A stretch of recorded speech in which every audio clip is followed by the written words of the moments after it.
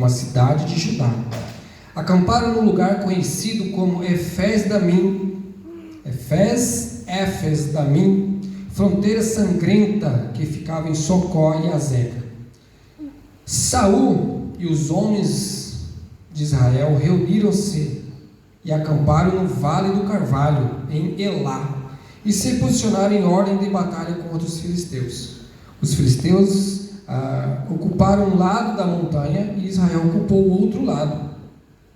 No versículo 4: saiu das fileiras dos filisteus um grande guerreiro, cujo nome era Golias, e era da cidade de Gate.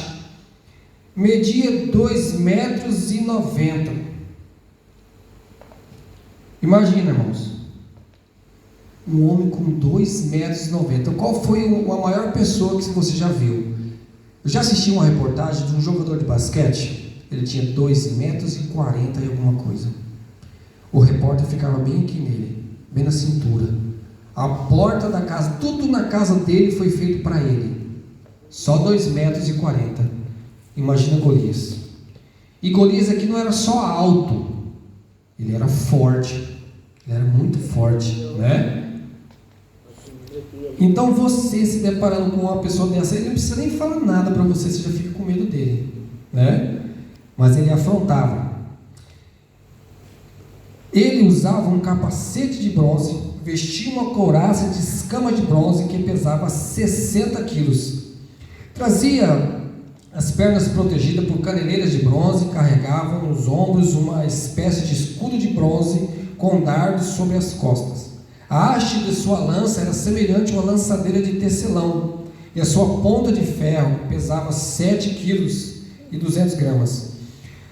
Seu escudeiro caminhava à sua frente, uma pessoa ia à frente dele. Então Golias parou e bradou às tropas de Israel: por que saíste para guerrear? Não sou eu filisteu, e vós servos de Saul? Escolhi entre vós um homem e venha lutar contra mim. Se alguém dentre vós puder ferir-me e vencer-me, passaremos a vos servir como escravos. Se, porém, eu vencer e ferir, vós sereis nossos escravos, e nos servireis. E disse mais o filisteu: hoje lançarei um desafio às tropas de Israel. Dai-me um guerreiro, e meçamos forças em combate. Quando Saul e todo Israel ouviram tal proposta do filisteu, encheram-se de espanto e de temor. Havia um costume naquele momento, naquela época, do guerreiro mais forte lançar o desafio para o outro guerreiro. Então, para que não havesse matança, guerra entre todo mundo contra todo mundo, ele escolhia um de cada exército para lutar entre si. Creio que Saul perguntou: e agora? Eu não tenho nenhum desses. O que eu faço? Davi junta-se à tropa de Saul. Davi era filho de Jessé, o Efrateu de Belém, de Judá.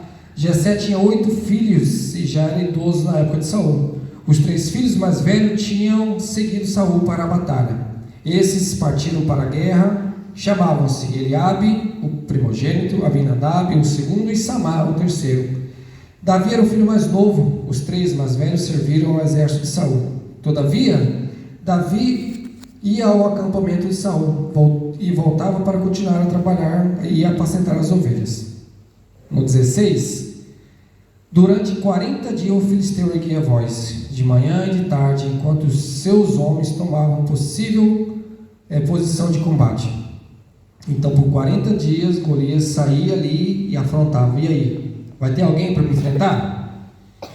Entremente, Jessé disse a Davi, seu filho: peço que te leve os seus irmãos uma roupa de trigo torrado e pães. Vai depressa ao acampamento e vai ter com seus irmãos. Esses 10 pedaços de queijo oferece ao comandante da unidade. Eu creio que é Abner. Indagarás sobre a saúde dos teus irmãos e trarás deles alguma garantia.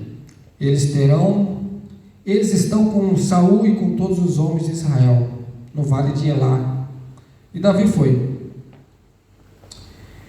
Davi chegando lá, no 23, enquanto Davi conversava com eles quem? Os soldados, o grande guerreiro filisteu de Gade, chamado Golias, avançou e bradou o seu desafio habitual. E dessa vez, Davi ouviu. E assim que os soldados israelitas viram Golias se aproximando e esbravejando, recuaram apavorados. Os israelitas comentaram entre si: viste aquele homem enorme que subiu? Pois ele veio desafiar mais uma vez Israel. O rei dará riquezas a quem o vencer, também lhe dará sua filha em casamento, e isentará de impostos Israel, a família de seu pai. Então Davi, que ouviu o escândalo do Golias, no 26, perguntou aos soldados: que é que receberá? Ou o que receberá o homem que matar esse filisteu e desagravar a ofensa contra a honra de Israel? Quem é esse filisteu incircunciso para desafiar o exército do Deus vivo? E os homens responderam o que havia falado antes, e lhe contaram sobre a recompensa para que conseguisse aniquilar Golias. Quando Eliabe, o irmão de Davi, ouviu, ficou irado com ele e indagou: por que afinal desceste aqui? Perguntou para Davi. Davi respondeu para ele no 29: que fizeste eu agora? Por acaso sou privado até mesmo de falar? Então Davi deixou, procurou outra pessoa, propôs-lhe a mesma pergunta e ouviu a mesma resposta. Os que ouviram as palavras de Davi foram relatá-las a Saul, que chamou. Então Saul ouviu falar que Davi e mandou chamar. No 32, então Davi disse a Saul que ninguém deixe seu coração se abater por causa desse filisteu. Teu servo irá e pelejará contra ele. Então Davi fala a Saul para não deixar o gigante, abalar o coração dele. Contudo, Saul responde a Davi: tu não poderás ir contra esse filisteu para lutar contra ele, porque não passas de uma criança. Ele é um guerreiro desde a sua juventude. Mas Davi argumentou diante do rei: quando teu servo apacentava as ovelhas de seu pai, e surgia um leão ou um urso feroz que arrebatava uma ovelha do rebanho, eu o perseguia e o atacava. Arrancava a ovelha da sua goela e se vinha contra mim, eu agarrava pela juba e feria e o matava. O teu servo venceu o leão e o urso. E assim será com este incircunciso filisteu, como se fosse um deles, pois desafiou o exército do Deus vivo. Então disse Saul a Davi que o Senhor... e Davi disse mais: o Senhor me livrou das garras do leão e do urso, me livrará também das mãos desse filisteu. Então Saul disse a Davi: vai, e que o Senhor esteja contigo. Vai, e que o Senhor esteja contigo. Então, na sua tomada de decisão, se você for como o exército de Israel estavam fazendo naquela época, com a cara e a coragem, a derrota é certa. Mas se você for no nome do Senhor dos Exércitos, a situação vai ser diferente. Como vocês sabem, Saul vestiu Davi com a sua armadura, e Davi não suportou aquilo. Ele falou: não posso me locomover com tudo isso, porque não estou acostumado. Imediatamente desembaraçou-se de toda aquela armadura. Em seguida, tomou na mão seu cajado. O que é um cajado?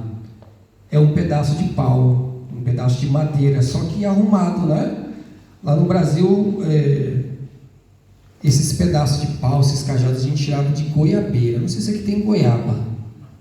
Não, Você no supermercado. Esses pés de goiabeira, irmãos, quando a mãe da gente falava assim: pera aí que eu vou pegar um galho de goiaba. Pode ter medo. Aquele trem não se quebra. Você enverga ele, mas ele não quebra. Eu penso que um cajado seria desse tipo de madeira. Marmelo. Marmelo?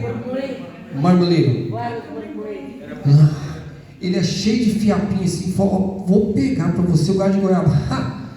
Pode parar, porque aquilo nas pernas doía muito. E não se bate nas costas, no rosto, na frente, é nas pernas, né, irmã? Deixa o frigão. Deixa o frigão. Aquilo você passava a mão depois, mas ardia demais. Então eu penso que o cajado de Davi era de marmelada. Ainda bem que eu... Marmelo. Lá no Brasil é de goiaba. É marmoleiro. Marmeleiro. Ok, continuando a leitura. Escolheu no riacho 5 pedras lisas e o colocou num bornal de pastor, uma espécie de sacola. Pegou sua atiradeira e partiu ao encontro do filisteu. Olha, lá no Brasil essa atiradeira chama funda. É, aqui também? Estilingue. E em alguns instantes ela era de dedo, chamava dedeira. Quando eu fui aprender a mexer com aquilo, eu já levei tanta pedrada no dedo, porque saía assim,